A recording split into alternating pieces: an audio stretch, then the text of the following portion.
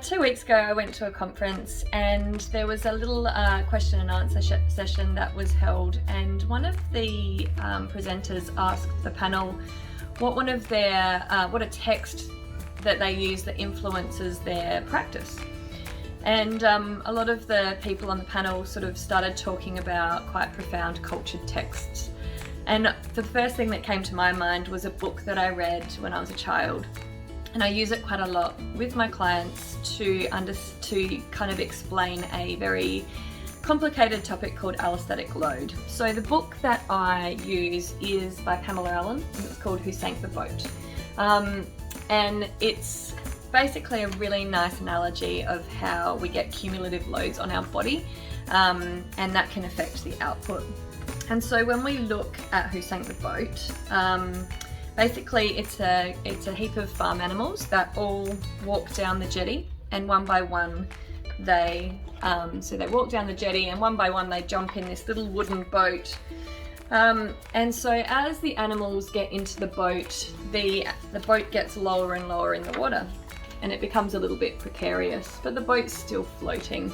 And then we get a bit further down the track, and after there's a cow and a pig and a donkey and a whole heap of things in the boat, the little mouse jumps into the boat, and what do you think? The boat sinks. And so the question becomes, who sank the boat? And the reality is it's the mouse that sank the boat, but is it the mouse's fault? And I would say definitely not. It's the fact that there are 5 fat farm animals already in the boat.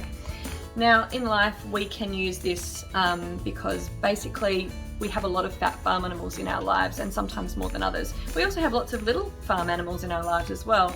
And the cumulative load of all of those things, so whether it be work stresses, financial stresses, children's stresses, health stresses, all of these things basically sit in your boat.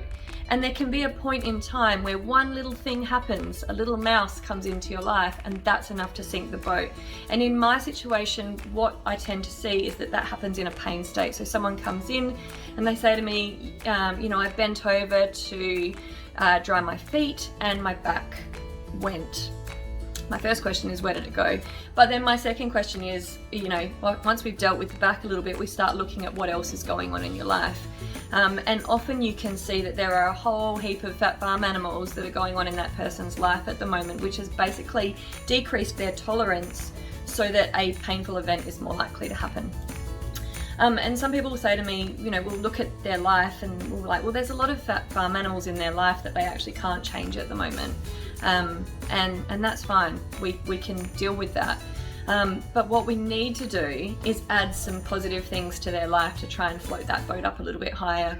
And the way you can think of that is adding, big flotation devices to the side of the boat, which will give it more buoyancy to prop it up. And that might be doing some exercise, eating well, trying to balance those loads. So I really like this text. I have it on my desk most of the time, and I use it to start a conversation with a lot of clients, and I think that it resonates really well with them, and they often sit there and they think about what their fat farm animals are in their boat. So have a think about your life. Have you got any fat farm animals in your life? Is there a big pig that's sitting there just weighing your boat down? Do we need to add some flotation devices to your boat, or do we need to build a bigger boat? Thanks for listening, guys. Give us a thumbs up and let me know if you've got any questions. Cheers.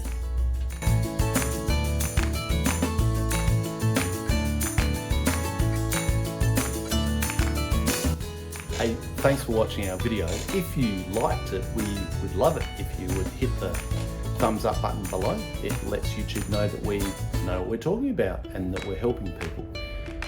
If you like the style of our videos and you'd like to see more of them and know when a new one is published, then just hit the subscribe button.